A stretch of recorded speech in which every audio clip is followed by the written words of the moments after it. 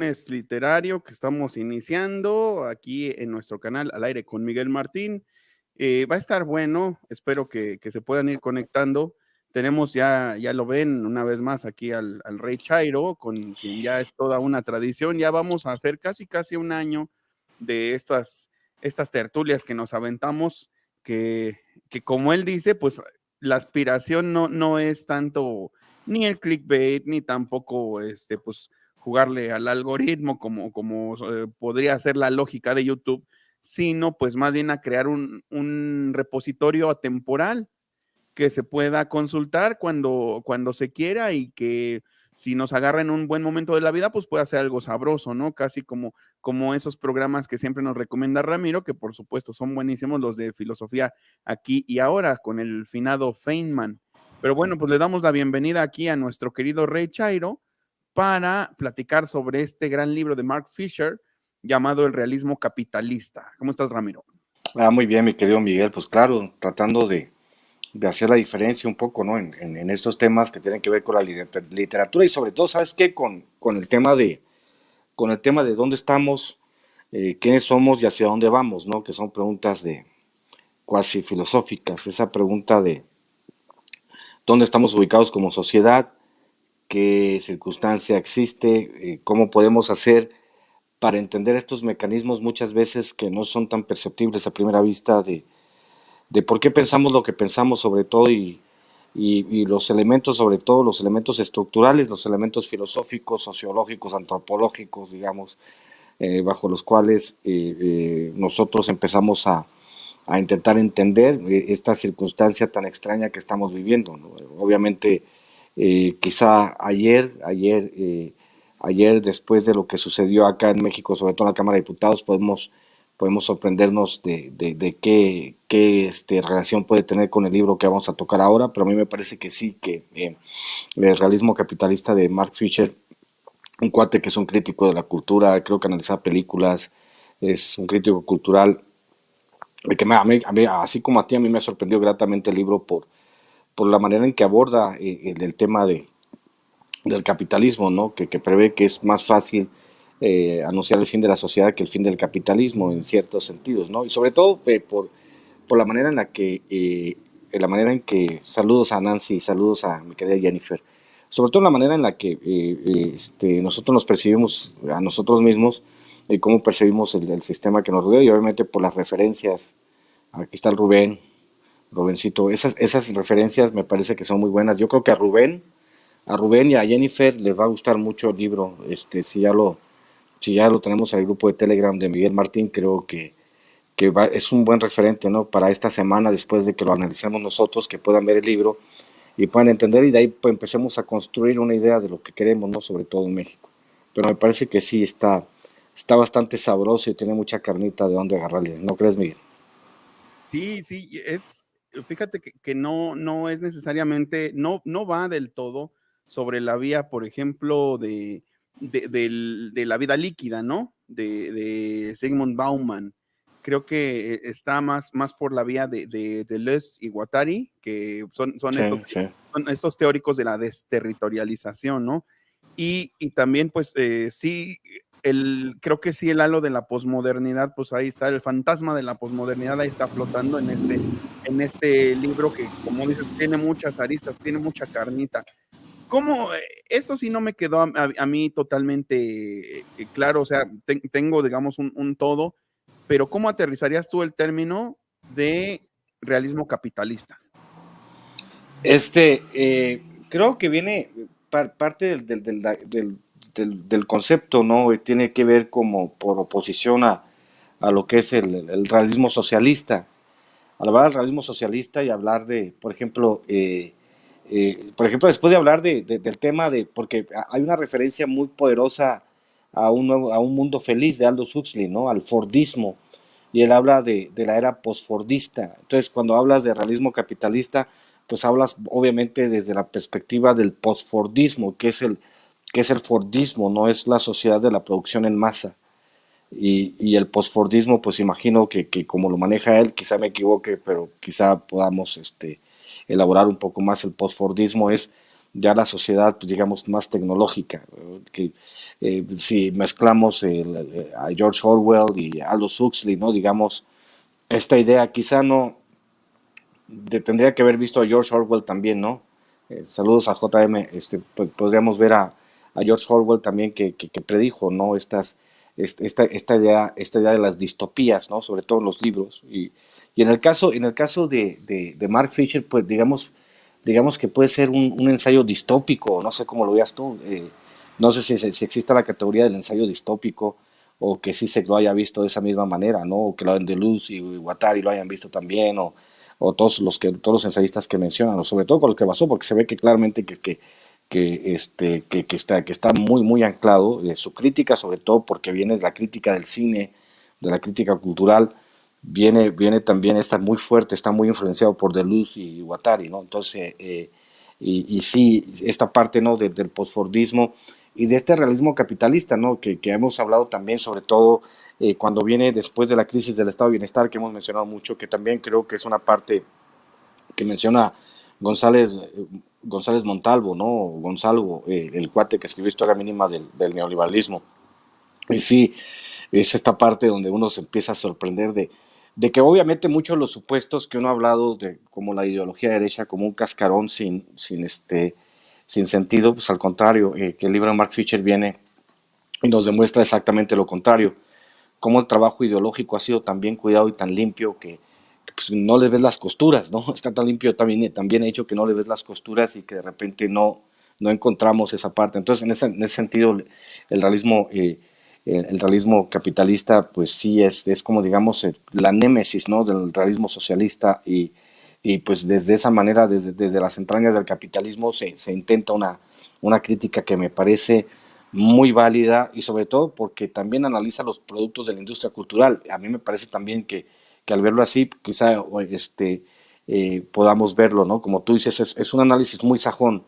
Y sí, realmente sí, y obviamente para, digamos, de cierta manera, aunque no quiero que suene denostativo, tendríamos nosotros como mexicanos que medio tropicalizar, ¿no? El asunto para que la gente entendiera, o sea, adaptarlo a la realidad mexicana, porque obviamente ahorita ya más tarde, pues conforme avance el programa, podemos explicar un poco de qué va, sobre todo en la sociedad mexicana, o no sé cómo lo veas tú. Fíjate que algo que sí es muy inmediato, por ejemplo, para mi experiencia de la vida diaria, es el concepto de estar en una era postliteraria. Y esto tiene que ver con alumnos, con jóvenes que dada su dependencia de lo inmediato y de lo rápido y de lo ya digerido, pues el ritual de la lectura ya les es ajeno. O sea, no, incluso fíjate, yo reflexionaba hoy igual con los alumnos de la tarde y decíamos que no nada más el sentarse a leer como tal, la acción de leer, sino incluso lo que tenga que ver con la lectura, incluso que les platiquen un libro, ya les es un acto que es a fuerza, ¿no? Que es como que ceder un poco en un tiempo que está dedicado, y ya lo veremos más adelante, porque creo que esto lo había manejado un maestro mío también, que fue el director de Tierra Adentro.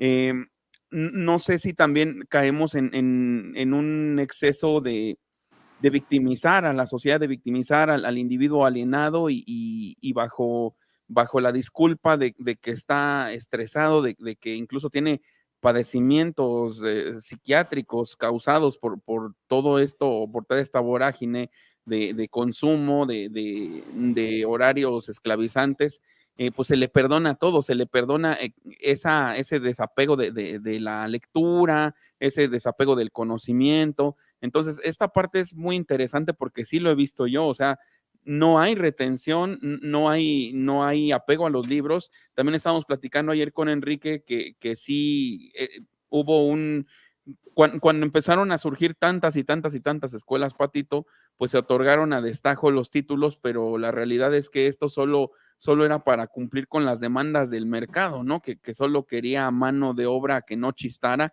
y que se sintiera superior al resto de la sociedad porque ya tenía un título, pero es demoledor si reflexionas que esto no hizo variar la tasa de 1.5 libros per cápita al año en México, ¿no? Entonces, no sé cómo tú, a ti, cómo abordas tú como escritor directamente, como creador de este tipo de contenido que no corren buenos tiempos o no estamos en buenos territorios incluso para ello, ¿no? Estando aquí en México.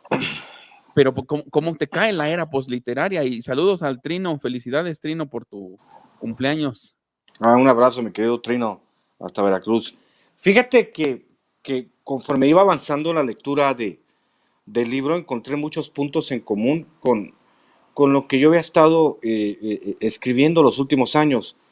De hecho, en Cartas a un Facho tengo un ensayo que se llama Disneyland, State of Mind, donde hablo que todo tiene que ser lúdico, ¿no? Al final de cuentas, uno tiene que trabajar para disfrutar de la parte lúdica como si fuese ya un objetivo en sí mismo. Y en esa parte, sobre todo lo que tú mencionas al principio de tu intervención, con que tiene que ver sobre todo con la privatización del estrés, ¿no? Que es una de las partes que menciona el realismo capitalista, donde se habla básicamente que hasta el estrés se ha convertido en usufructo de la industria privada por medio de las clínicas, psicólogos, por medio del medicamento, por medio de la industria farmacéutica.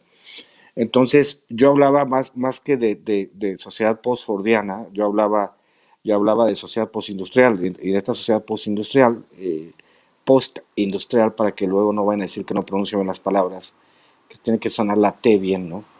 Post-industrial.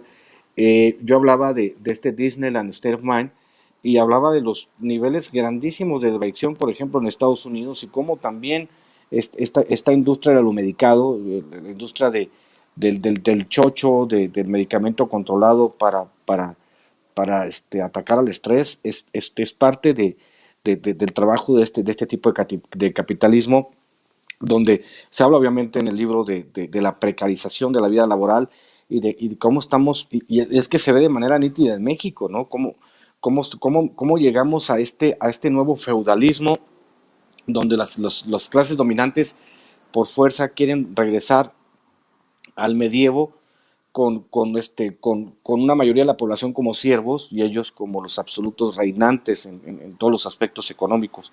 Entonces, parte de esta no adaptación a la sociedad postfordiana tiene que ver básicamente con los niveles de estrés y probablemente hasta de esquizofrenia que se van surgiendo, porque obviamente ahora los jóvenes, como lo plantea Mark Fisher en uno de los capítulos, como plantea Mark Fisher, es que los muchachos se la viven estresados y deprimidos.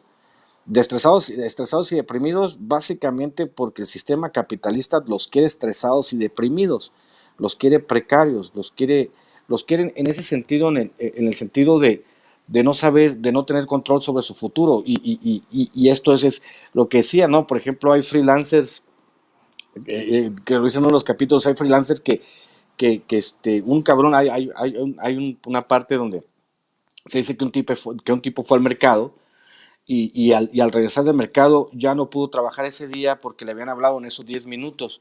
Entonces él perdió sus ingresos ese día porque obviamente es freelance. Entonces dices, hasta ese grado de modificación de la realidad, pues hemos llegado. En el caso de los Estados Unidos, yo lo decía, cuando hablo de Disneyland State of Mind, que es algo que sucede en México, que con ciertas características ha llegado a México, es la sociedad del estrés también.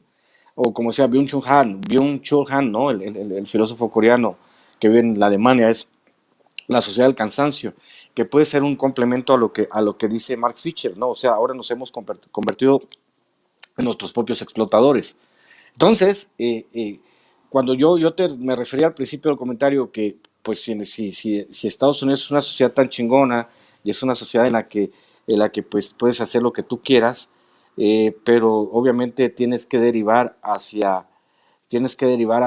digamos, las drogas y cualquier manera pues, de evadir tu realidad.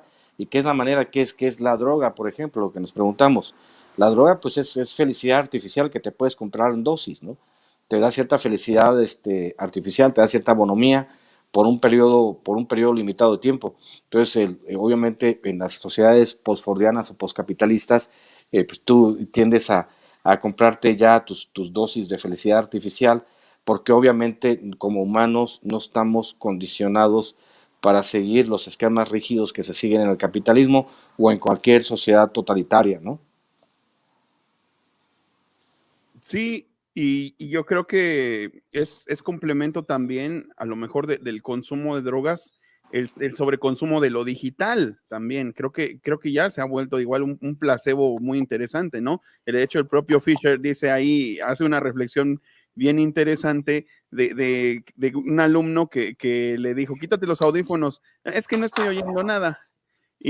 Pero los quiere traer, o sea, siente que debe traerlos, pero más loco estuvo cuando le pedía, le pedía que le quitara su reproductor de música y estaba tocando a un volumen que ni siquiera era audible.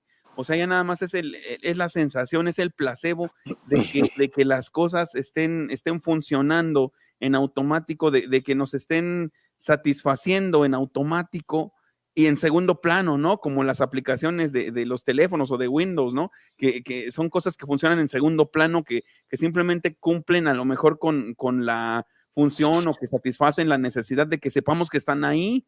Y es algo ya muy loco en ese sentido, porque también, por ejemplo, para salir, no sé si te ha tocado o has visto testimonios en redes sociales de gente que de plano se entrega pues al sedentarismo o a muchas otras cosas buscando nuevos placeres, ¿no? Habla de una anedonia. Anedonia quiere decir que nomás no encuentras placer, ya nada te da placer. Y entonces sustituyes, por ejemplo, yo lo he visto aquí en la sociedad mexicana y yo creo que está generalizado, pero gente que iba a salir en familia, gente que iba a hacer un paseo familiar y dicen, pero llegó Netflix, como si Netflix hubiera sido una visita intempestiva y entonces pues les cambia el plan y se quedan a ver una serie de Netflix.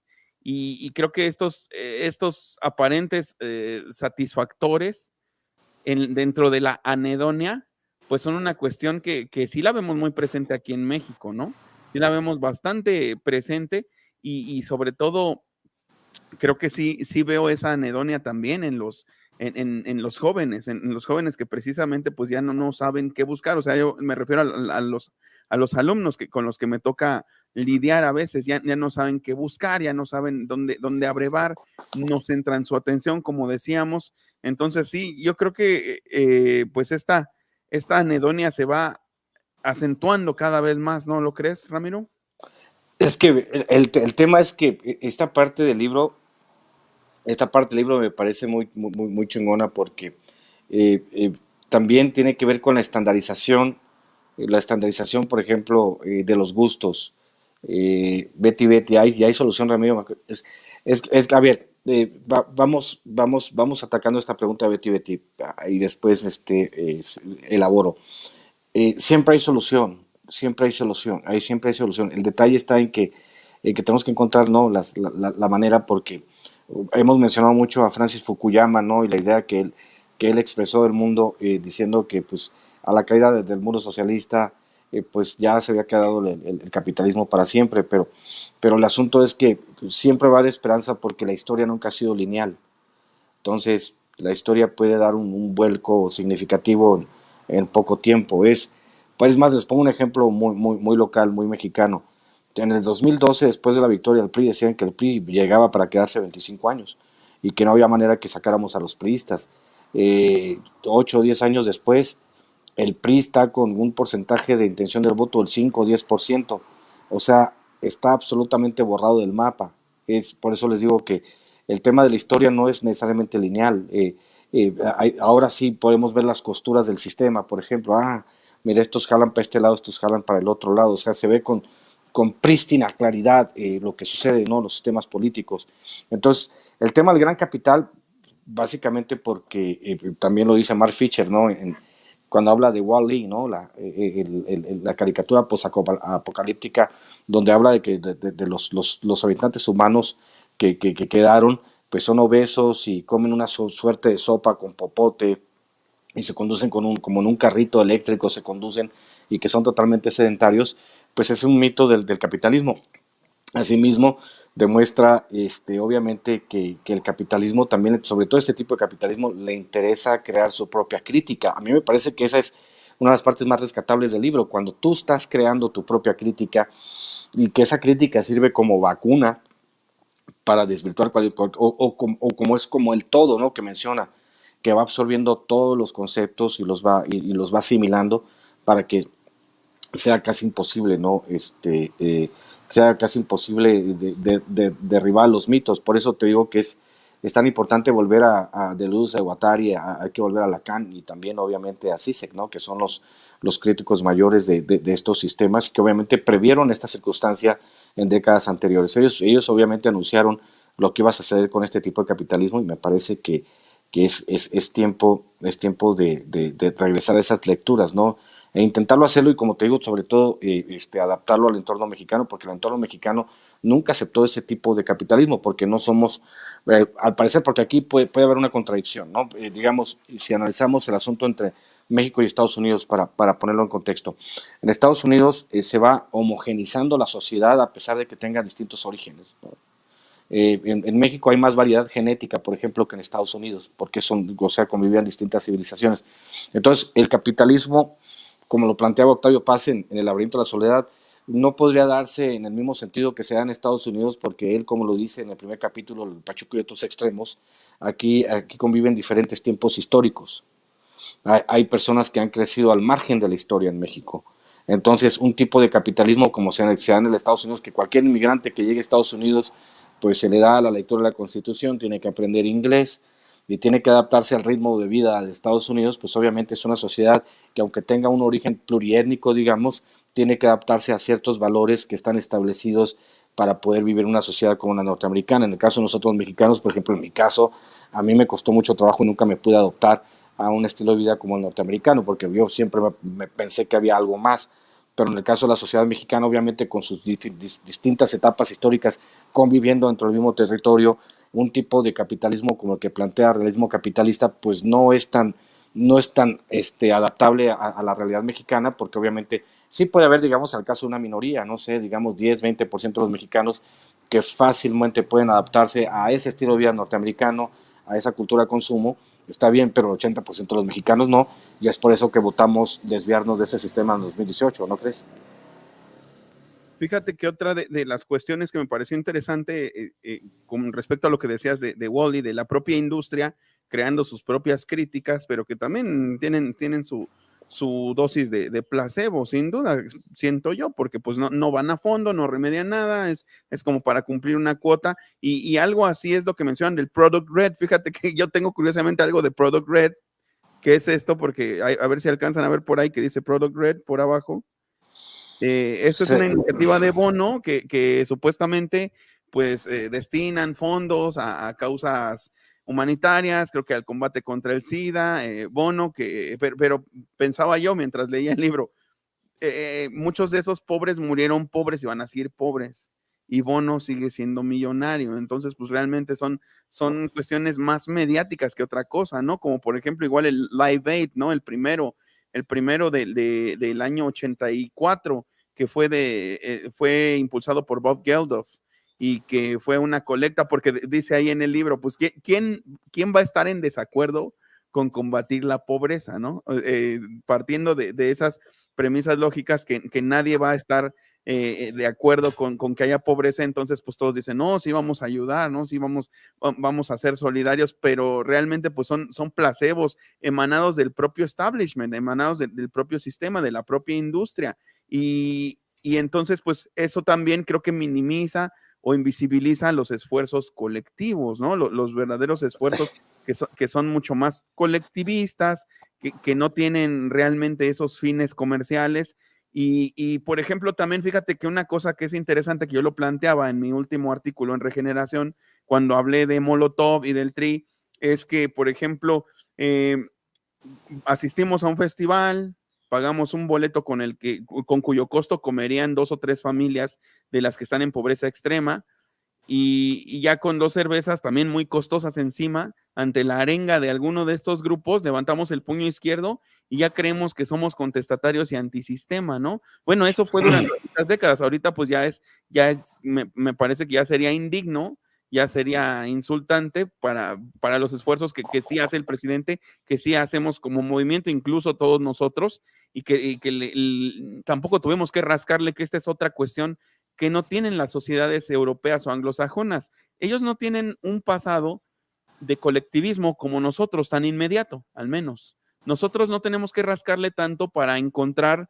la cosmogonía de la náhuatl y la naturaleza colectivista en la que se organizaban o en que existían estos pueblos originarios.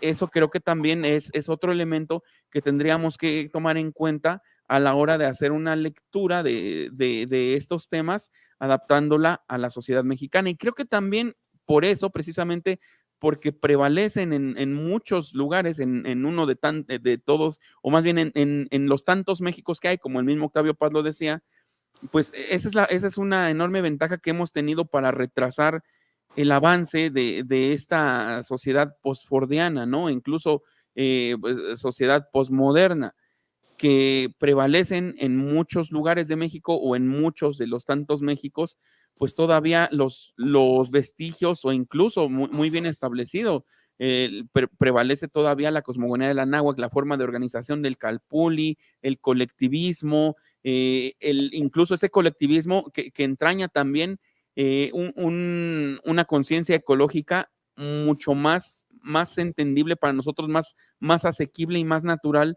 de lo que también es ese ecologismo capitalista del que también nos habla Mark Fisher.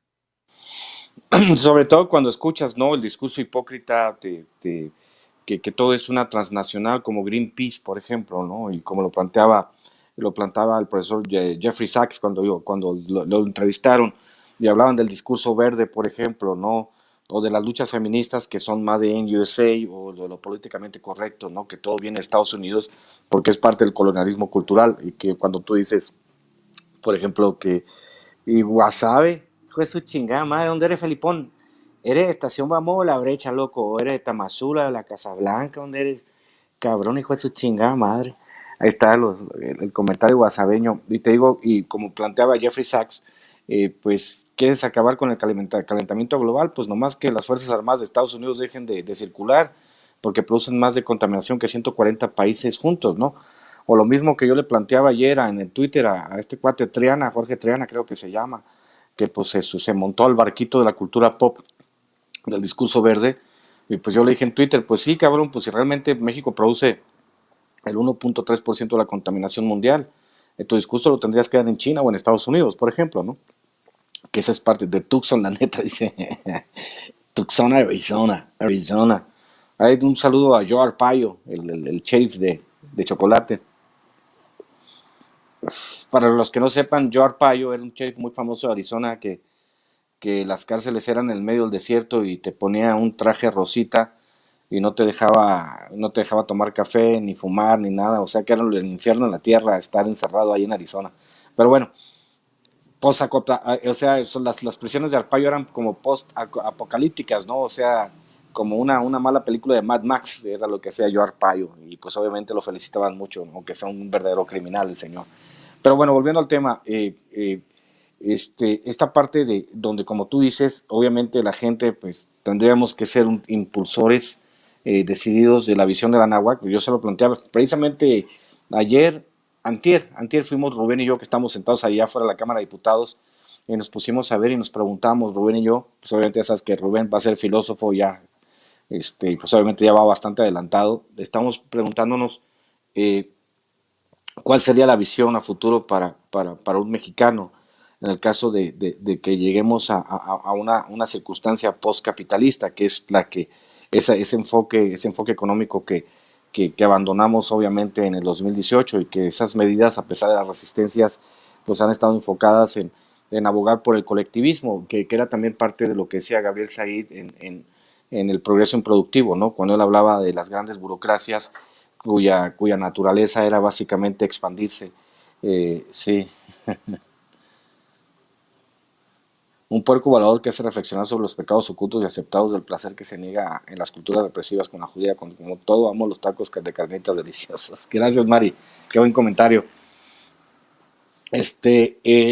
Entonces, esta parte de cuando entendemos los elementos, como tú dices, obviamente está muy focalizado, no siquiera en el mundo anglosajón, sino porque muchas veces, por ejemplo, cuando habla Joseph Stiglitz del precio de la desigualdad, donde habla de esta circunstancia, y sobre todo porque también él está muy focalizado, a pesar de ser premio Nobel de Economía, él está muy enfocado en hablar de la desigualdad y cómo más del 80% de las personas que nacen pobres van a morir pobres.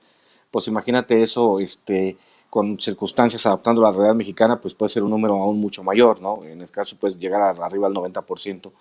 Y en el caso de Mark Fisher, pues obviamente él prevé estas circunstancias, sobre todo con la crisis del estado de bienestar en los 70s, que varias de sus consecuencias, gracias a Margaret Thatcher, gracias a la instalación del neoliberalismo, trajo este tipo de capitalismo, sobre todo a Inglaterra y Estados Unidos, y de ahí se intentó replicar el modelo para todo el mundo. Y ese modelo que nos llegó a nosotros de manera tardía, porque llegó en 1980, 1979 Estados Unidos e Inglaterra, pero en México pues llega ya, obviamente en la transición con Miguel de la Madrid, y ya llega todo el golpe del neoliberalismo con Carlos Salinas de Gortari, ¿no? Que hace que cambien las circunstancias del juego y que hace que también se abandone de muchas maneras el estado del bienestar, la pérdida del poder adquisitivo, la desintegración familiar, que se disparen los números de violencia, de consumo de drogas, que son consecuencias aparejadas a un nuevo sistema capitalista, que pues obviamente eran previsibles en Estados Unidos. Lo que sucedía en la crisis de las drogas en Estados Unidos en los 70s, fue la crisis de las drogas en México 30, 40 años después. O sea, obviamente la multiplicación de la insatisfacción, ¿no? O de los padecimientos mentales que te dan como resultado el uso de sustancias que producen cierta felicidad artificial. Entonces, sí, en ese sentido, obviamente Mark Fisher enarbola una bandera que me parece que es muy justa, muy inteligente, pero que obviamente también es un poco ajena, ¿no?, a nuestra realidad mexicana, o que sí se puede identificar, pero solamente en cierto estrato de la sociedad, el estrato superior de la sociedad, pero no a toda la sociedad, ¿no? Pero sí, obviamente, Rubén y yo discutíamos ese tema y decíamos, pues sí, podríamos llegar a un modelo en el que estuvieran bien mezcladas las dos realidades, porque ni somos todos indígenas ni somos todos europeos. Entonces, obviamente, si pudiésemos mezclar un poco de la visión de la náhuatl con esta tradición occidental filosófica, pues quizá obtendríamos, no sé, en los próximos 20, 30, 40 años, un modelo, digamos, de pensamiento mexicano, no sé cómo lo veas tú. Fíjate que precisamente en cuanto a eso, yo estaba reflexionando con que nosotros tenemos un componente que esas sociedades no, nosotros somos la sociedad de la estampita, del amuleto, de la pulsera roja, de los rituales, del persignarse, de muchas cuestiones que podrían ser calificadas desde la antropología de pensamiento mágico, ¿no? Obviamente, pues me refiero no solo a la religión, sino a un amplio espectro de la población que siempre está esperanzado en que cuestiones metafísicas mejoren su calidad de vida o su día a día.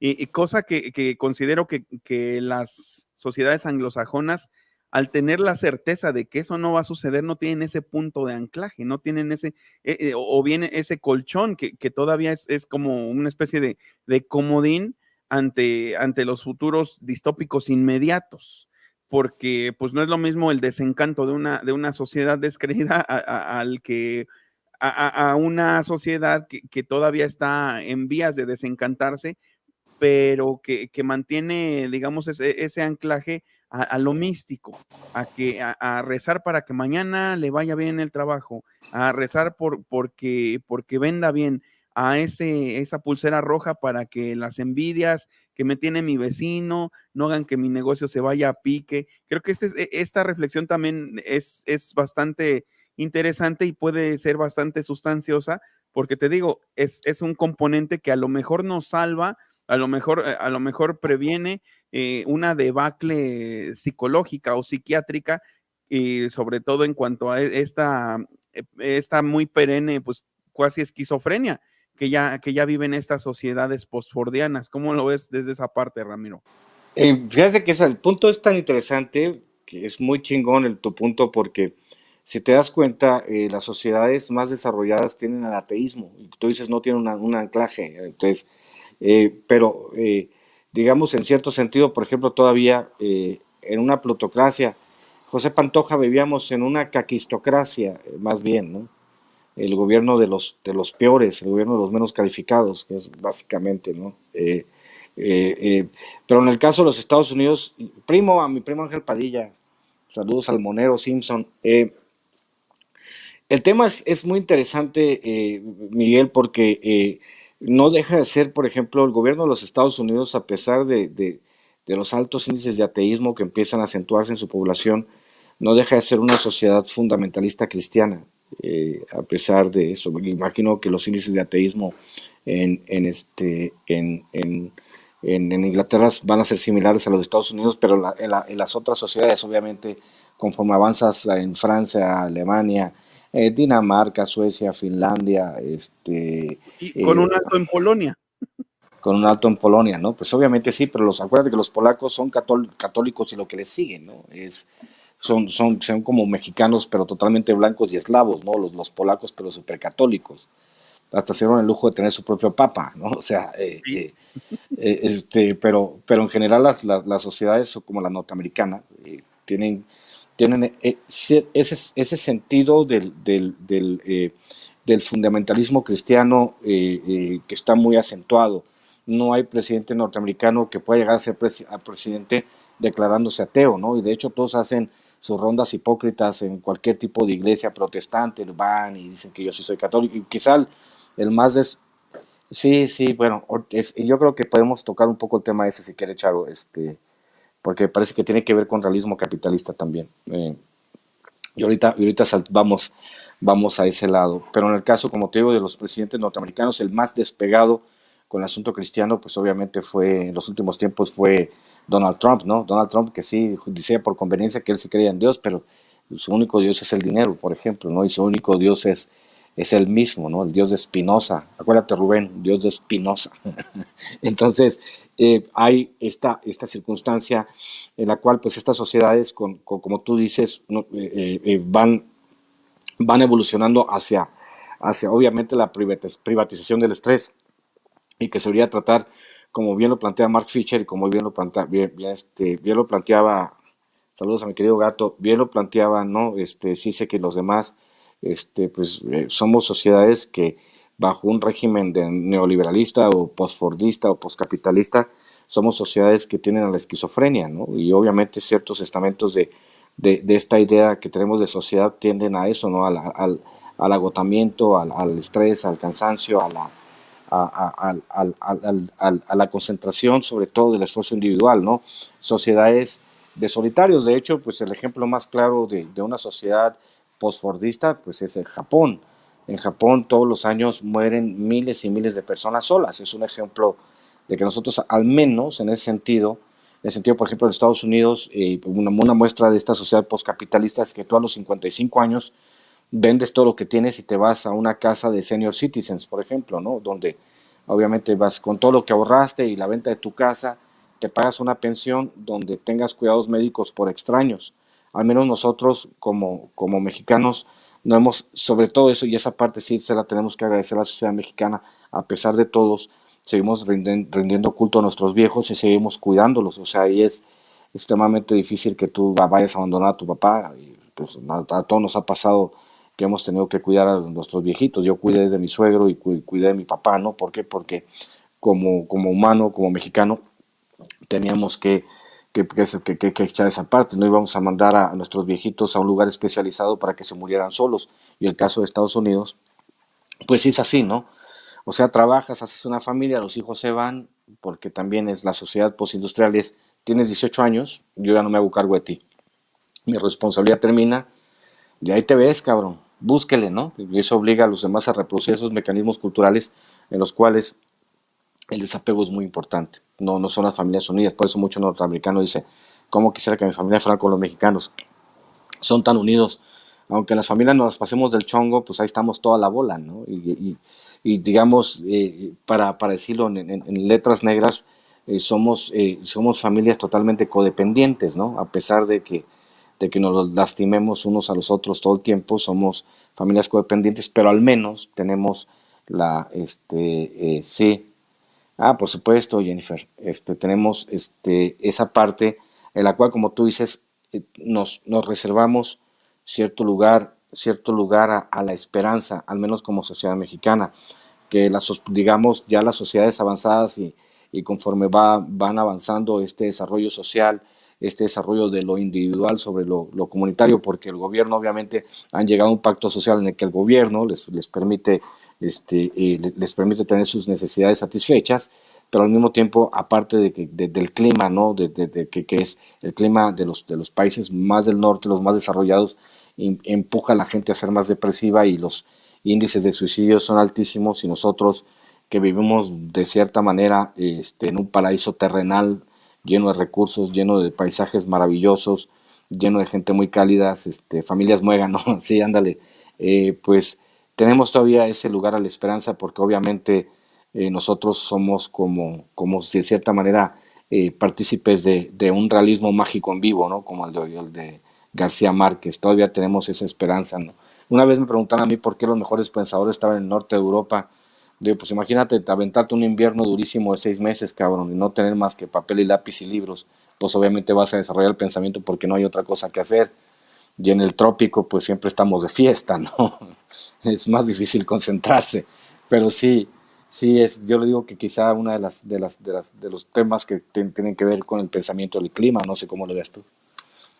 Sí, se marca un poco eso como que en los arquetipos, ¿no? De hecho, hasta el mismo Paul McCartney decía que pues, le gustan más los públicos de México, Sudamérica, porque tenemos otro tipo de personalidad y creo que esa personalidad festiva, pues sí nos distrae un poco a lo mejor de todo lo que sucede, me refiero de la debacle de un modelo o de los modelos económicos que creo que aparte de eso que está sucediendo en el mundo, somos una isla en muchos aspectos y se va viendo, ¿no? Una isla ideológica y creo que una sociedad revolucionaria tardía para los tiempos que corren y con respecto también a Latinoamérica, porque pues digamos que nosotros veíamos como con cierta, desde la distancia, preguntándonos qué pasaría si aquí hubiera un gobierno de izquierda, qué pasaría si aquí hubiera un movimiento social multitudinario, lo veíamos desde de Chile, lo veíamos de Ecuador, de Colombia, lo veíamos de Argentina, pero aquí no sabíamos lo que era y resulta que ahora las lógicas y las dinámicas del mundo van en una dirección y las de México van en otra y pues esto está combinado con muchos otros factores que creo que uno que se ha permeado aquí de los que dice Mark Fisher es esa dependencia de la tecnología, es esa sobredependencia de la tecnología, que a lo mejor una cuestión que él no ve ahí es que le dimos un cierto giro, hay que decirlo también, porque como ya lo he dicho muchas veces, estas plataformas como YouTube fueron pensadas para el entretenimiento y por eso tienen toda esa penetración. Por eso es que llegan a tantos lados y son tan efectivas, porque le invirtieron a una infraestructura que estaba pensada para el franco entretenimiento, para la interconexión a nivel mundial y para que nadie se quedara sin su cuota de entretenimiento 24/12, tiempo real, eh, relativamente gratuito y entonces, ¿qué sucedió? Que aquí en México se dio el particular, sobre todo más, me parece que para Latinoamérica, aquí en México, pues se descubrió una nueva beta, la beta que ahí habla de los blogs, ¿no? De este tipo de comunidades. Y resulta que nosotros lo capitalizamos pues en tiempo real con todas las ventajas que ya daba YouTube, que es audiovisual, que es inmediato, que es en tiempo real, que llega a cualquier parte del mundo y resulta que hicimos lo que no esperaba el establishment, que era ponernos a hablar de política a través de un medio pensado para el entretenimiento. Porque si te apuesto a que si la gente de YouTube, la gente de Google hubiera a lo mejor vaticinado que esto iba a ser una herramienta de politización, una herramienta de socialización del conocimiento, se hubiera tomado sus reservas para darle alcance a nivel mundial. Sin embargo, ya estaba la infraestructura y aquí lo que hicimos fue capitalizar de una forma, pues yo creo que genial e histórica, el ágora que suponían algunos cuando hablaban del blog, ¿no? Donde se podían juntar muchos autores, muchos pensadores, muchas personas, muchos ciudadanos que podían dar sus puntos de vista. Y creo que hicimos un gran ágora aquí en YouTube, aquí en los medios sociales, que el establishment no se lo esperaba. Y creo que eso complementaría bastante bien el análisis, o sería como que un asterisco, como que una salvedad dentro de esa tendencia de la sociedad postfordiana. ¿Cómo ves esta parte tú, Ramiro? Sí, le quiero contestar a Silvia Miranda preguntando entonces, en países tropicales no se puede desarrollar el pensamiento, la filosofía. El detalle está que, mira, Silvia, vamos a verlo desde la perspectiva histórica. Y lo hemos mencionado muchas veces aquí en el programa. Eh, Octavio Paz lloraba mucho, sentía mucho el que nosotros no hubiésemos tenido un siglo XVIII, un siglo de la Ilustración, como tuvieron los franceses, y que esa circunstancia permeó a toda Europa y fue cuando empezaron a desarrollarse digamos, las democracias, cuando se acaba con la monarquía. En el caso de México, los libros estuvieron prohibidos durante 3 siglos. No vaya a ser que nuestros indígenas se fueran a perder del camino de Dios, por eso querían una sociedad totalmente analfabeta. El asunto es que como mexicanos hemos llegado un poco tarde a la historia todo el tiempo, entonces lo que planteamos es que deberíamos de tener nuestra propia escuela de pensamiento. Y para crear una escuela de pensamiento, pues obviamente, como dice, nosotros somos revolucionarios tardíos y empezamos a convertirnos, fíjate lo que son las cosas, mi querida Silvia, nos empezamos a convertir en referente en el mundo porque intentamos hacer una sociedad más justa y eso no tiene parangón, porque por primera vez, por ejemplo, un país como Francia le copia a México el programa de jóvenes emprendedores. Es como cuando un país de primer mundo le había copiado a un país de tercer mundo un programa. O cómo vieron desde Estados Unidos la manera en que se manejó desde México la pandemia y descubrieron que había cosas totalmente positivas del manejo que se hizo de la pandemia, de la manera escalonada en que se trabajó primero con la población más vulnerable. Por eso uno dice que la historia, como dice Fidel Castro, la historia me absolverá. Y en este caso también, en el caso de nuestro régimen de la presidencia de López Obrador y todo lo que se ha hecho, pues la historia nos va a juzgar y los indicadores ahí están. Obviamente, si uno ve los indicadores de los neoliberales, pues van a decir que esto es un terror, pero para la población en general, con casi cerca de 30 millones de personas en programas sociales, que es dinero que ya no se roban y con ahorros de 1.500.000.000.000 de pesos en 3 años, no más de la corrupción y de que la gente pagara sus impuestos, pues estamos viendo que hay un programa de redistribución del ingreso adelantado y que no tiene que ver con el capitalismo oligofrénico que plantearon desde los 80, ¿no? Cuando llegó esta curiosidad intelectual llamada neoliberalismo, que obviamente era algo bastante extraño y que los círculos intelectuales pues les causaba gracia, porque pensaron que esa vía nunca llegaría y que llega y que nos rompen la madre a todo, ¿no? Entonces, obviamente en el capitalismo de este cuño, las crisis son cíclicas y son inevitables. Plantea también Mark Fisher, ¿no? Que el neoliberalismo terminó con la crisis del 2008, que es la crisis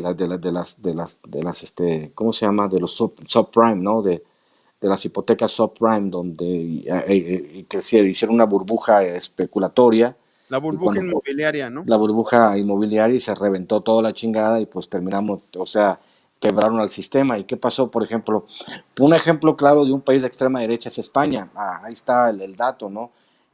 Cuando colapsa el sistema bancario a nivel internacional gracias a las políticas de rescate de los gobiernos de too big to fail, ¿no? Y rescatan a Goldman Sachs y toda esa, ¿no? Uno descubre, pues no de prepa, José Pantoja, de postdoctorado, cabrón, no chingues. este, con el advenimiento de esta parte, ¿no? De las ideas que surgen de estas políticas monetarias donde el Estado decide rescatar a los bancos en vez de rescatar a la población. Y fíjate lo que sucede en España. En España quedan 1 millón de casas vacías que nadie puede pagar y quedan 400.000 familias sin casas. Entonces el gobierno, en vez de decir, bueno, pues ahora sí que vamos a expropiar estas casas de estos pinches bancos que crearon la burbuja inmobiliaria y las vamos a revender a las familias que no tienen casa a un precio de mercado, pues no, prefirieron dejar las casas vacías, rescatar a los bancos de que hubiese miles de españoles que se suicidaran porque ya no tenían cómo pagar su vivienda.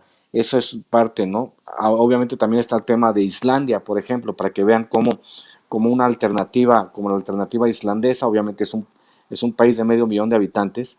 Los islandeses descubrieron que estaban endeudados hasta el tuétano con el Fondo Monetario Internacional, entonces decidieron cambiar las guías y cambiaron la manera, o sea, decidieron hacer un nuevo pacto social. ¿Qué fue este pacto social?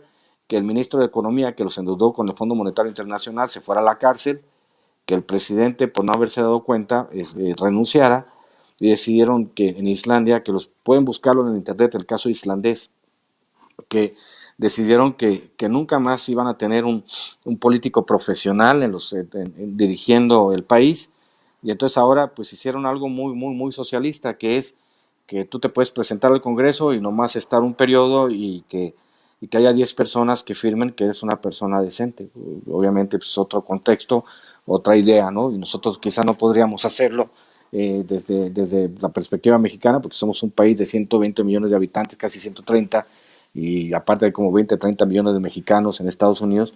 Entonces nosotros no tenemos las condiciones porque obviamente, como dijimos al principio, pues nosotros vivimos distintas etapas históricas en el mismo país, pero sí hay esa parte, ¿no? Que uno tiene que entender de que pues no todos los sistemas sirven para todas las culturas. En el caso, por ejemplo, de los países que más se desarrollan en este momento, que son los tigres asiáticos y China, pues hay una fuerte intervención del Estado en la economía y el Estado es el que guía. La economía obviamente da espacio a sus ciudadanos para que se enriquezcan. El caso chino es ideal porque creo que ya hay 900 millones de chinos de clase media.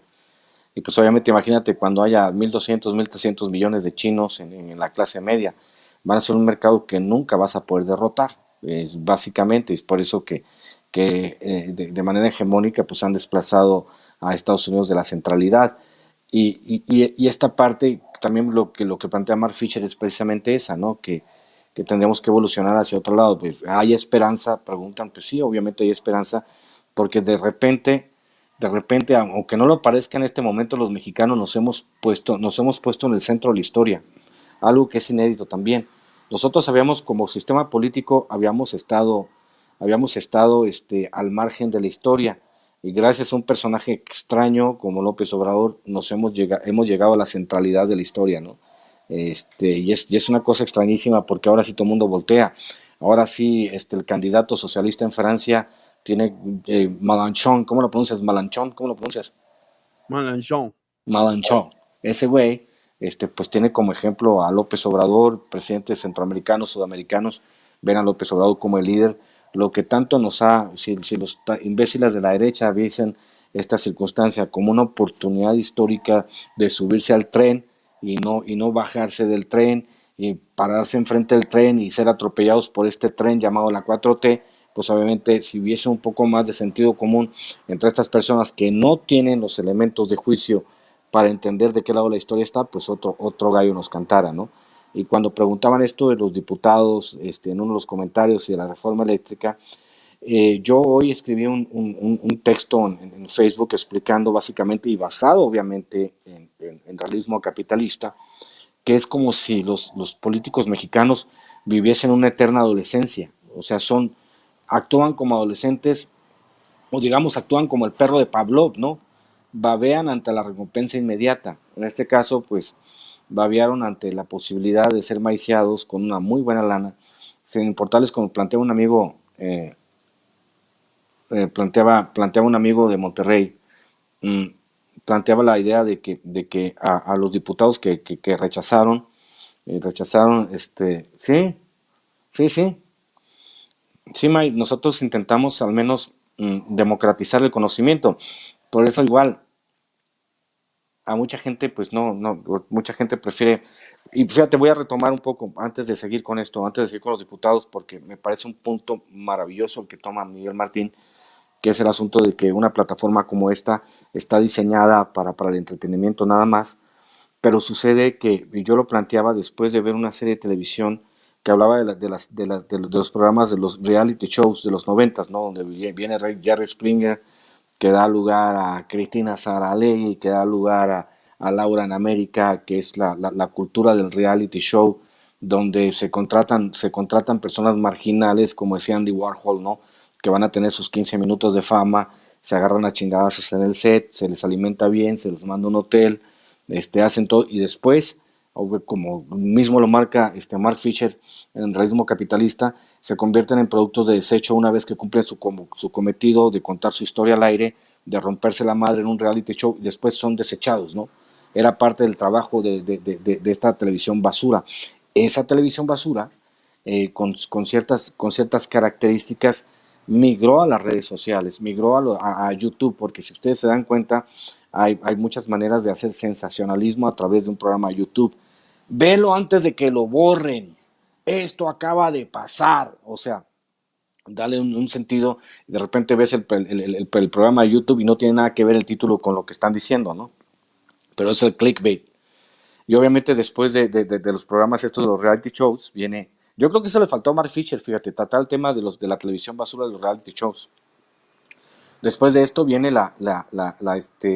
sí, el ágora, como dice May, el ágora, somos el ágora de cierta manera, con nuestras limitaciones, porque obviamente no nos sentimos expertos, ni la chingada, ni líderes de opinión, simplemente pues hemos encontrado Miguel y yo la manera de hacer una muy buena dupla con temas que nos interesan en común y pues la fórmula yo creo que hasta la fecha ha dado resultado, porque pues obviamente lo hacemos por amor al arte, ¿no? No lo hacemos porque nos aplaudan. Claro, está en la calle, por los otros programas en los que participamos, la gente sí nos reconoce, pero no nos reconocen por este esfuerzo intelectual que hacemos todos los lunes, por ejemplo, ¿no? Y Hay eso, otros que sí, hay quienes sí, ¿no? Sí sí, nos lo han sí, mencionado. sí, sí, sí, sí, entonces esta parte donde digo, donde con ciertas características hemos visto estos elementos sensacionalistas en los programas de YouTube, pues es parte de la colonización televisiva y también igual, así como la televisión basura, los reality shows, así como los shows de realidad, que también como el cabrón esos, no sé si hayan visto el hombre que va y sobrevive en situaciones más agrestes, ¿no? Y que va y prende fuego el solo y la chinga. Obviamente con el tráiler, con el equipo de producción, con un camarote bien chingón, ¿no? Con una casa rodante van a filmar, pero se difumina esa línea entre lo real y lo actuado, ¿no? Y en ese caso también en ciertos programas de YouTube se difumina esa línea entre lo real y lo actuado y pues es lo que tenemos. Como dice Miguel, no esperarían las plataformas. ¿Qué onda sería? No esperarían las plataformas que nosotros, igual yo lo decía ayer en un programa, nosotros estamos colonizando a todas las plataformas de derecha y le estamos dando una dinámica diferente. Mm, por ejemplo, en Twitter pues, están el 6% de los mexicanos, pero es ahí donde se sientan los puntos de la discusión pública, aunque el 80% sean bots y trolls, ¿no? Pero al menos nosotros desde la izquierda, que hemos creado contenido orgánico y que tenemos seguidores orgánicos, pues nosotros utilizamos las herramientas para expandir nuestro evangelio de cierta manera y lo estamos haciendo muy bien. Por eso nos andan persiguiendo, por eso nos traban las aplicaciones, por eso nos desmonetizan los canales, por eso, y obviamente puede salir un bárbaro de la derecha a decir que se mueran todos los chairos y no va a tener ninguna sola amonestación. ¿Por qué? Pues son plataformas pensadas en un protofascismo, por ejemplo, ¿no? Pero por eso digo, es interesante porque lo que plantea Mark Fisher igual se puede hacer, digamos, un glosario, se puede hacer un adendum, o como lo quieran llamar, donde uno vaya entendiendo esta parte, ¿no? De la cultura capitalista, o los que quieran ver el Zeitgeist, ¿no? Estos programas que, fíjense, que explican cómo se crea el dinero, pero tienen la etiqueta de teoría conspirativa, por ejemplo, porque también a nosotros no. El libro El espectador de Internet de Paula Sibila habla de esto, de exhibir la realidad de la intimidad. Obviamente porque hay que darse cuenta también, mi querida Nancy, que está el tema sobre todo de las redes sociales, de las redes sociales, donde de a poco te vas disociando de tu yo real y te vas convirtiendo en un avatar. Porque si te das cuenta en las redes sociales como Facebook, es el lugar de las familias felices, donde todo es fantástico, donde comes la mejor comida, donde tienes el mejor carro, donde amas a tu esposo o a tu esposa, aunque ya se anden divorciando, pero al final de cuentas no es como Second Life, ¿no? Te creas un avatar de ti mismo donde hablas de una realidad que no existe. También lo dice el realismo capitalista, es la estandarización del pensamiento, de cierta manera, donde ese pensamiento estandarizado es el que confluye por ciertas vías, ¿no? Pues yo soy vegano, gluten free, yo protejo a los animales, pero es un elemento discursivo más no real. Esa es la otra parte. Hay elementos discursivos muy bonitos de toda la gente. Yo conozco feministas que son de las más radicales, pero le tienen que pedir permiso al marido para salir a la protesta feminista, ¿no? Entonces, digo, esta idea de construirse esta realidad alternativa. Sí, sí, sí, claro que sí, Alsacia, no tienes idea, no tienes idea, y los ves en la calle y andan del chongo, ¿no? Pero en Facebook y se terminan de agarrar a madrazos y en el Facebook nos amamos y sin ti yo, mi vida, yo me moriría. Entonces, ¿qué pedo, no? O sea, pues se estaban matando hace un momento, ¿no? Pero esa parte es como te digo, de la estandarización de las ideas, de agarrarte una personalidad que esté identificada con ciertas causas y que esas causas tengan que ver básicamente con el trabajo que se hace desde el postfordismo o el postcapitalismo, ¿no? La idea de que ya no tienes, porque sí tengo idea, por eso pues esa idea que se trabaja mucho de que ya no eres un humano sino un producto, ¿no? Y eres un producto marginal en muchas circunstancias. Un producto marginal es como la industria de la droga. Muchas veces los carteles no quieren vender fentanilo y cristal adentro de México porque un consumidor de esas drogas baratas pues nomás te va a durar 3 años. Es mejor que uses otro tipo de drogas donde un cliente sea habitual al menos durante 5 o 10 años. Son ese tipo de casos del humano siendo usado como mercancía, mi querido Miguel. Sí, como mercancía, como ente de consumo, que realmente, pues, de hecho, hasta lo dice en cuestiones de la escuela, ¿no? Que no, ya no se les ve a los alumnos como tales, sino también como consumidores, también como quien simplemente se hace en una relación de proveedor-consumidor en todos los ámbitos donde no debiera ser así. Incluso así se fue volviendo también en la política, y creo que por eso es que persisten o perviven tantos políticos que realmente tienen un perfil más empresarial que otra cosa. Y de hecho, pues no vamos tan lejos. El propio Calderón, saliendo de la presidencia, ya tenía palabrado su puesto en Iberdrola. Entonces, pues creo que desde arriba hasta abajo la sociedad ya se fue delineando como una sociedad de consumo. Y también quisiera volver porque me acordé de un ensayo muy interesante del catalán Antoni Bray, que se llama La sociedad de la ignorancia,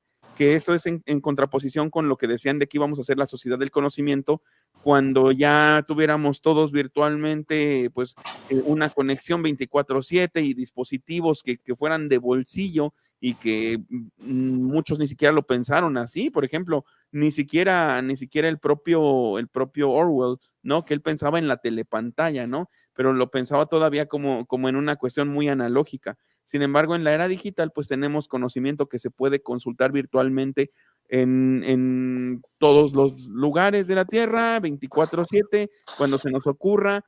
Ya no hay una hora para el entretenimiento que esté dada por las televisoras, que se corte la señal como antes, híjole, ya se ponía, salía el himno nacional y después se ponían las barras de colores y ahí se terminaba toda la diversión. No, ahora la gente pues trae la diversión supuestamente, entre comillas, pues en el bolsillo y la lleva a todos lados, y ese es el problema, ¿no? Que a eso nos lleva, no a la sociedad del conocimiento. La gente en la generalidad, en su mayoría, no está utilizando estos espacios o estos elementos como para de veras potenciar su conocimiento, para de veras salir del hoyo en este sentido, que incluso podría ser hasta un paliativo para estas cuestiones de padecimientos mentales que va generando la sociedad postfordiana de la que hablamos. Y sin embargo, creo que se ha acentuado paradójicamente este estado de sociedad postliteraria con la tecnología. ¿Cómo nos explicamos eso?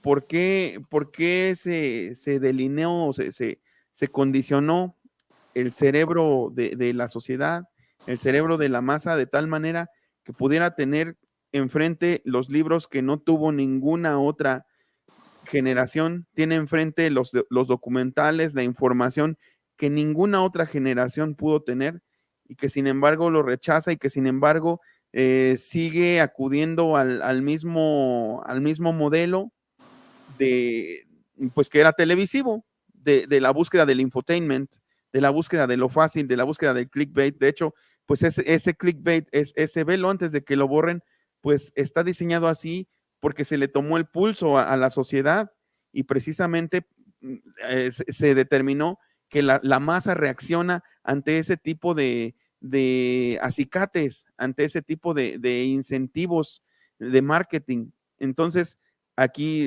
dejo ahí la pregunta. ¿Por qué teniendo todos los elementos, digo, complementando, nos volvimos la sociedad de la ignorancia? Y muchas gracias a Miguel Mesa, muchísimas gracias por el super chat desde Brooklyn, New York City. Muchas gracias, Miguel, por tu aportación a este canal. Eh, Mira, el planteamiento, yo lo decía ayer, estaba estudiando, y ahí está, hay este tema de que obviamente cuando quieres hacer una transformación en la sociedad, las transformaciones no necesariamente tienen que ser radicales, son transformaciones mínimas de la percepción de las cosas. En este caso, pues obviamente los últimos 40 años, muchas gracias Miguel por tu aportación, en los últimos años, la idea de ir socavando la idea que tenemos como sociedad para incorporarnos a otro tipo de sociedad es lo que ha hecho la ideología del capital o la era postfordiana, ¿no? Como bien lo plantea Mark Fisher. Esto es que de a poco pues para que para que las cosas funcionen a través de la nueva ideología, lo que se hace es básicamente imperceptiblemente dejar cívica, ética, educación cívica, anular, por ejemplo, los programas de filosofía, decir, por ejemplo, desde todos los medios hegemónicos que el futuro está en las carreras técnicas, que no producimos suficientes ingenieros, eh, pero no hubiese ingenieros sino filósofos, por ejemplo, ¿no? Porque la filosofía es la madre de todas las ciencias. Entonces, esta circunstancia en la que el hombre se va despegando y se va descubriendo al final solo, ¿no? Sí, sí, sí, mucho, porque también hay una circunstancia que se trabaja desde la ideología, que es muy limpia, precisamente Mark Fisher como crítico de cine lo ve, y tú puedes ver obviamente que toda la estructura de Disney, la estructura de Pixar, la estructura de Hollywood están cargadas de ideología. Entonces, esta circunstancia cargada de ideología tiene mucho que ver con la manera en que percibimos el mundo, qué es lo que más consumimos. Hablamos de, como tú decías, ¿no? De la industria cinematográfica mexicana que no tiene ningún sentido crítico, qué es lo que hacían con las, eh, eh, qué es lo que hacían con los fideicomisos para las películas, por ejemplo, no producir cine basura, cine lacrimógeno, digamos un cine digamos post Pedro Infante de nosotros los ricos, ustedes los pobres, hacer un cine en el que se consumían todos para hablar de una pintora acá en Coyoacán o la Condesa, ¿no? Que tiene problemas existenciales porque no puede encontrar marido, o la señora que se enamora de su diseñador de modas y la chingada.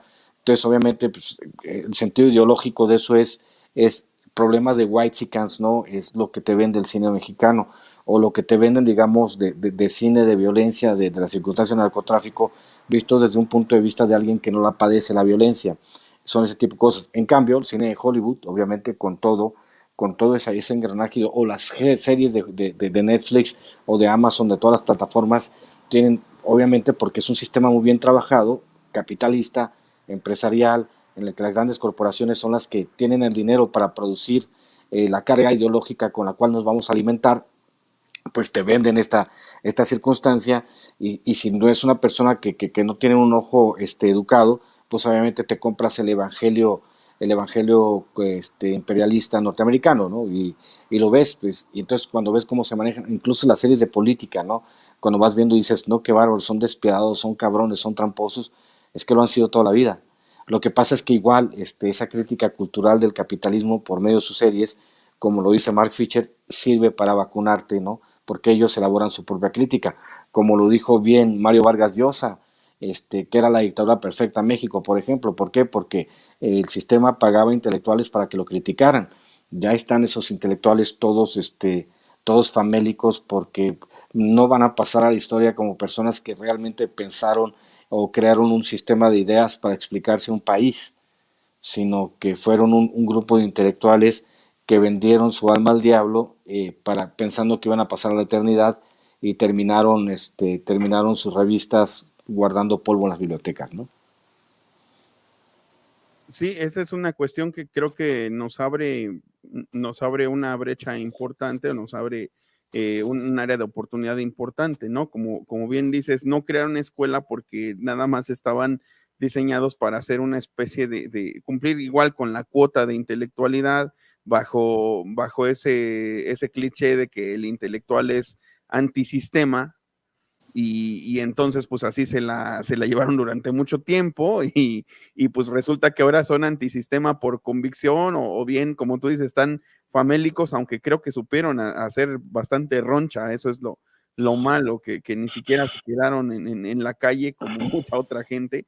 Sí hicieron roncha, y ahora lo malo es que se acostumbraron, pero creo que, como digo, eso precisamente pues abre campo fértil para espacios como los que tenemos, para discusiones como las que tenemos, y que obviamente pues tratan de ser más cercanas al pueblo, y no lo digo en un sentido demagógico, sino que pues simplemente somos gente que en verdad viene de abajo, que en verdad no hemos estado jamás enquistados en el poder. Nunca hemos tenido un cargo público, ni hemos tenido un hueso, porque toda No, esta gente ha tenido un hueso. Todos ellos han tenido un hueso, o han sido aviadores incluso. Entonces, pues yo creo que, y eran los que detentaban la cultura en México.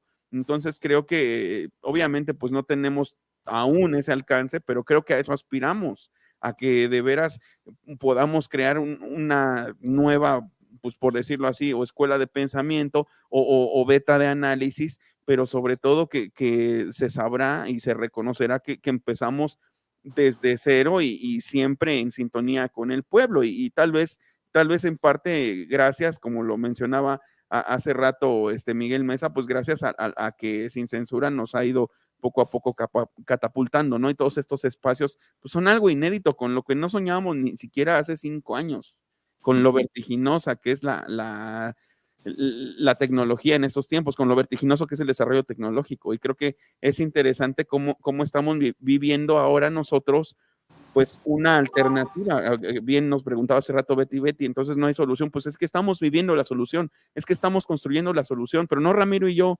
sino ustedes, todos nosotros como comunidad, estamos demostrando que podemos ser una isla de conocimiento en medio de la ignorancia, y podemos ser una isla de democracia en medio del autoritarismo, y podemos ser también pues una isla en general de esperanza en medio de la desesperanza. No sé cómo lo veas en este sentido, Ramiro.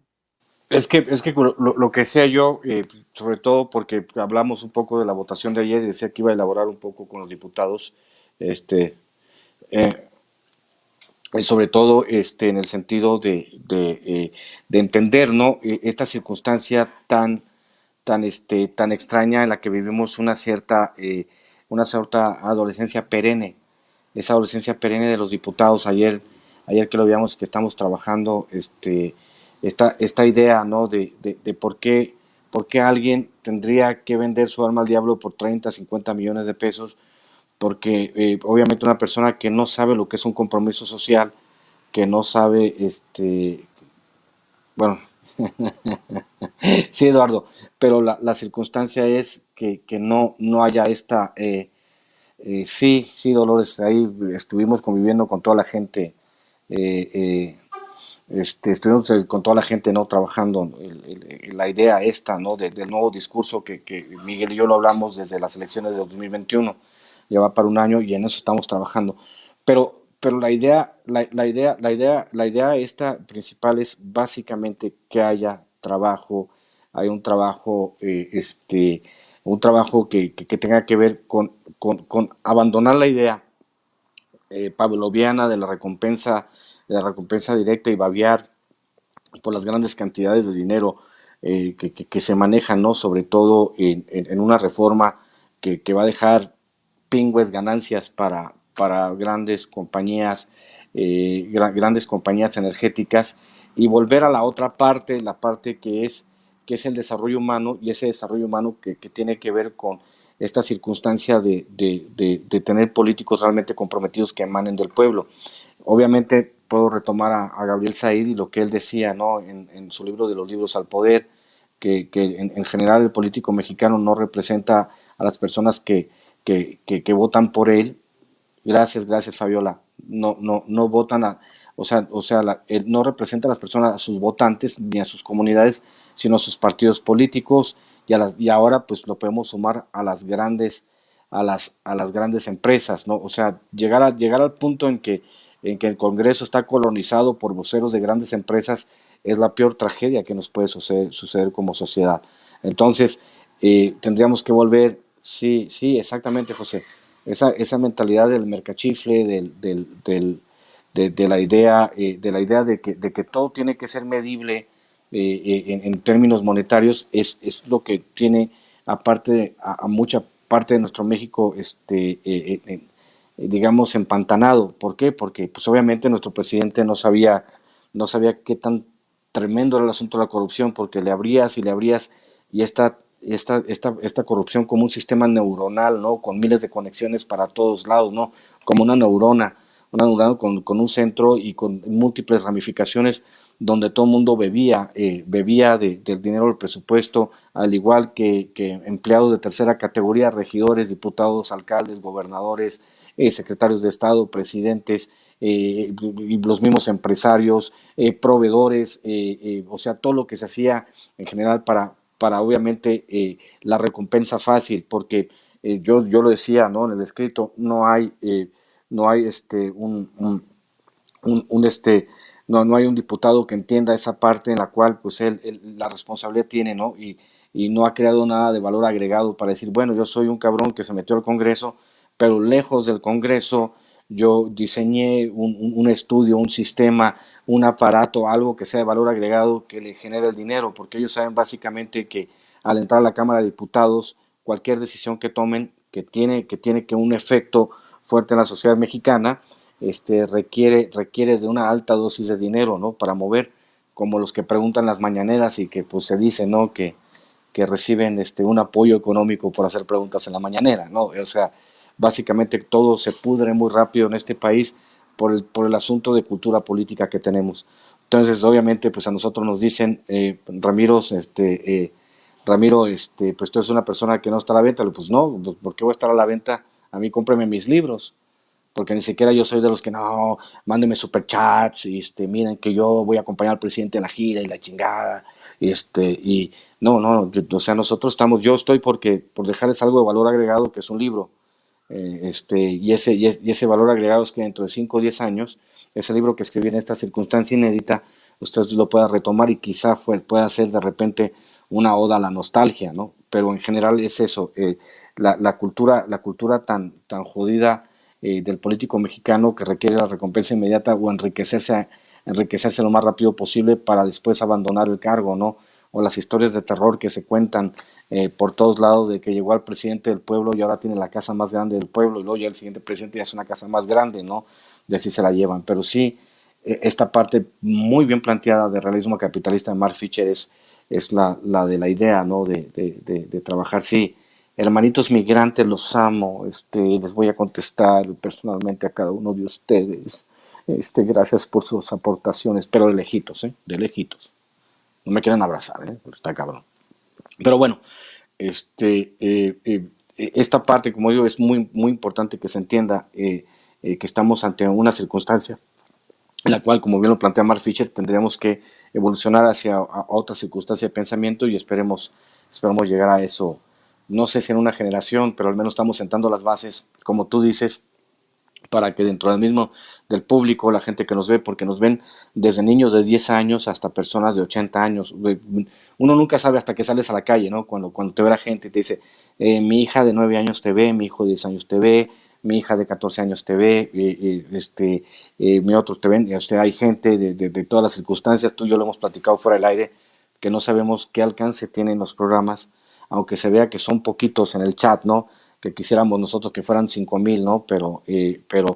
pero o 10,000 o 1,000,000, pero al menos hacemos nuestra lucha y el público que tenemos los lunes es muy leal y le agradecemos muchísimo a todas las personas que todos los lunes rompen esta rutina y dicen, señores, gracias a ustedes, pues al menos me despertaron el interés por este libro, conseguimos los PDFs, porque conseguir un PDF, pues obviamente mucha gente no tiene para comprar el libro, pero al menos tienen la posibilidad de leerlo, aunque sea muy cansado en la pantalla, y decir, obviamente hoy me cultivé, sí, voy a vender la bicicleta en Mica para recaudar fondos. Mi querido Miguel, ¿con qué cerramos entonces? Pues fíjate, una última reflexión de lo que decía ya sobre el final del libro, de los anticapitalistas, ¿no? Los anticapitalistas bebedores de café de Starbucks. Y esto lo comparo con que aquí en México precisamente ya ves que si les preguntas, nadie es de derecha, nadie. O sea, aquí no hay derecha en México, no está verbalizada la derecha, no está reconocida. Todos dicen que son mega de izquierda, güey, a Hasta, huevo, a hasta huevo. Claudio X González, ¿no? Claudio Sí, X González hasta de super Claudio izquierda, X, imagínate. hasta Chumel, las personas de ayer, o sea, yo les estaba diciendo ayer en la transmisión, cuando estábamos allá fuera de la cámara, que el PRD es la organización de las tres mentiras, porque pues ya ni es partido, ya no es de la revolución ni tampoco democrático, o sea, son tres mentiras, nomás está ahí, nada más igual mamando dinero de los cargos, de lo que le caiga, porque ya no hay gobernantes o sea, personas en cargos de elección popular que no sean legislativos, ya no hay del PRD. Entonces, imagínate, esos son nuestros izquierdistas de antes, o sea, ¿en qué se ha convertido? El PAN dice que es de izquierda, el PRI todavía dice que es de izquierda, que mantiene una política de bienestar social, imagínate. Entonces, pues aquí en México es muy tramposo eso y que los medios mantengan esa idea. De hecho, nada más en la conferencia de prensa, nada más oí a uno, o se le salió, o no está bien entrenado, pero se le salió decir, como esto, a un periodista de los que les hicieron preguntas a modo, a Alito, a Marquito Cortés, a Chucho Zambrano, decía, ya ven como todas estas diatribas y esas malas prácticas de la izquierda, decía este periodista descarado, asumiéndose como que no es de izquierda, cosa que es raro aquí en México, porque aquí todo mundo es de izquierda, todo mundo va por el bienestar social, todo mundo va por México, como dicen estas personas. Entonces, eso me pareció bastante interesante, pero creo que es un caso atípico, porque, por ejemplo, en otros lugares está más, bueno, en Estados Unidos ya sabemos que es una simulación, todos por ejemplo, los demócratas que se dicen progres, pues en realidad para los parámetros de aquí de México, pues son los más fachos del mundo y es a lo que quieren aspirar y emulan los panistas, ¿no? Pero, por ejemplo, ya ves cómo Javier Milei dicen, es zurdo de mierda, ¿no?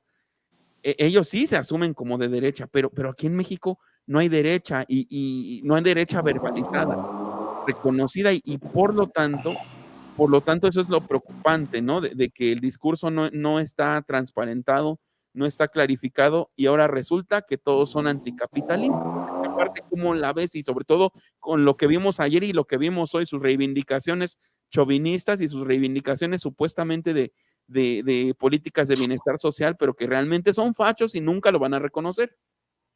No, es terrible que hayamos llegado a ese punto donde sucede que la derecha está a la izquierda de la izquierda en México, ¿no? ¿Qué pedo? O sea, ¿en qué planeta viven estos cuates que no tienen la menor idea de cómo funciona? Lo hemos dicho tú y yo muchas veces con respecto, por ejemplo, cuando medimos la izquierda en Estados Unidos.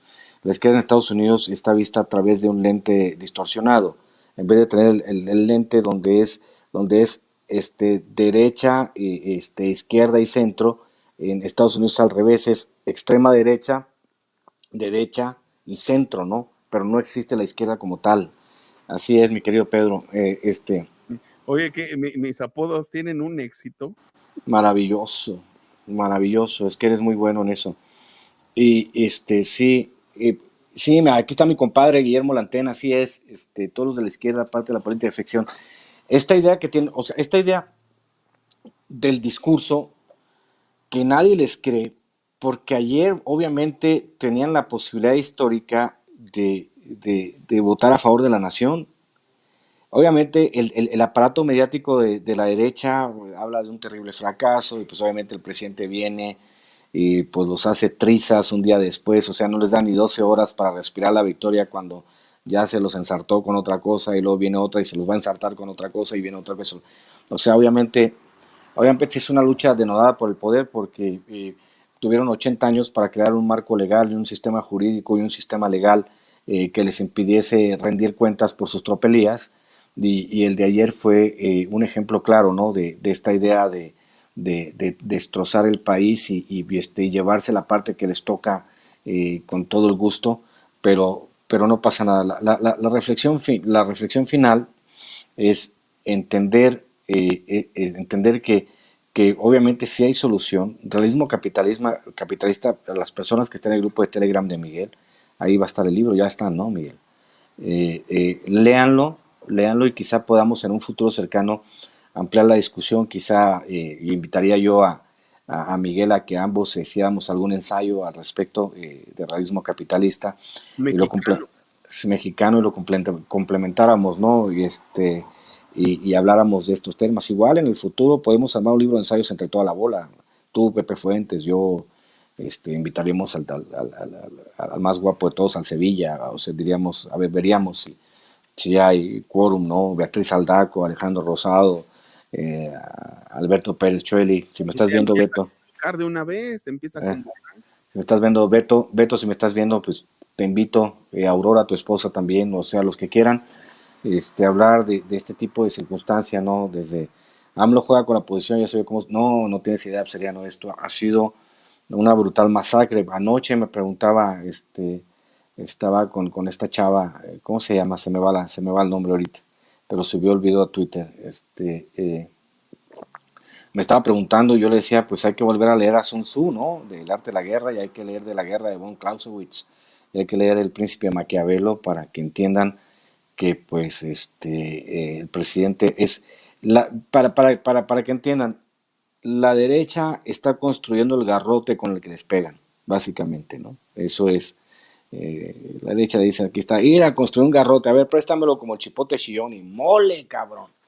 O sea, la derecha siempre dice, así agarra el garrote, ya terminé de construir el garrote, ¿con qué pegarle, con cuál pegarle a López Obrador? Le dice López Obrador, a ver, ¿me puedo ver ese garrote? Sí, aquí, y ¡bah! Le da a López Obrador con el garrote que construyó la derecha, ¿no?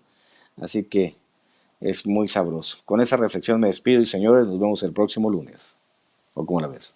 Pues gracias, sí, gracias Ramiro, gracias. Yo creo que estuvo bastante sabroso, ya estaba previsto. Estos libros siempre son sabrosos. Voy a comunicarme con Medardo, que andaba en Colombia, como te dije, a ver si ahora sí se nos hace que la próxima semana vengan aquí los libros de Mijael Ende, a ver si igual les puedes dar una repasada. Pero pues siempre los tenemos presentes, o sea, son excelentes esos dos libros de fantasía que, por cierto, también son, sobre todo Momo. Muchas gracias, Salomón. Muchísimas gracias. Dice que me conoce de tiempos de que, me conociste albureando, ay, qué pena. Y yo aquí muy, muy reflexivo, ¿no? Muy filosófico.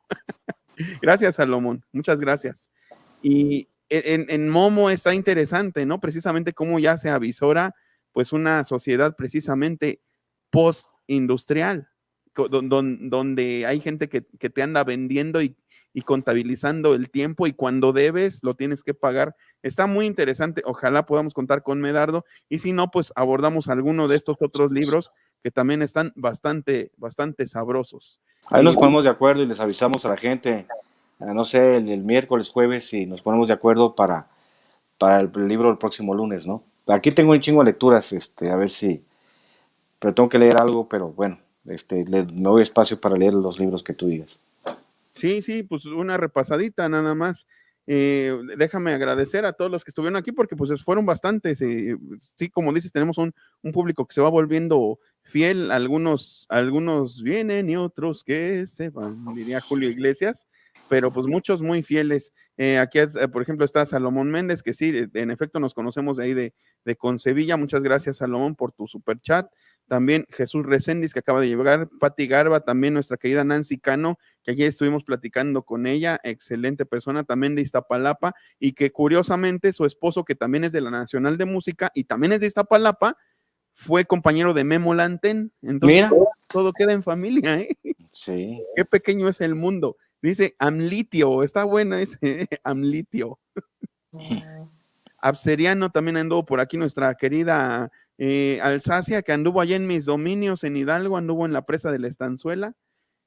También anda el mismo Memo Lantén, Pedro Loperena, Lidia Chávez también muy fiel, Trino Aburto también, que le estábamos presumiendo la otra vez que fuimos a ver a Calamaro, que él es gran fan, que estuvimos a pie de escenario. También Jenny, por supuesto, allá a Tlalpan, saludos y pronto nos vamos a estar viendo también aquí con el Rey Chairo, Ceci Herrera, hasta Michoacán también, Juan Navarro, Dolores Arana, Maite Ortiz, muchos que también, ¿quién andaba? Andaba el Felipón, que es de Tucson, Arizona, también, pues todos los que nos anduvieron aquí acompañando, Lunita Takami, por supuesto, muchas gracias. Gonzalo Romo también, Gonzalo Romo Trejo, que es mi alumno de allá de Tlatelolco, también te conoce, también nos conoce, nos sigue y también mándale saludos, Ramiro. Saludos, Gonzalo Romo, y también al Trino Aburto, güey. Felicidades por tu cumpleaños, cabrón. 40. Un saludo, güey. Charo Borges también estuvo, ¿quién más estaba? El gato, estaba el gato también, y Fabiola Bizarro. Pues muchas gracias a todos, nos vamos despidiendo y pues que pasen muy buena noche. Supongo que de aquí se van con Rafa, no se hagan, de aquí se van con Rafa, así que jálenle ya, son libres. Muchas gracias y muy buenas noches. Buenas noches.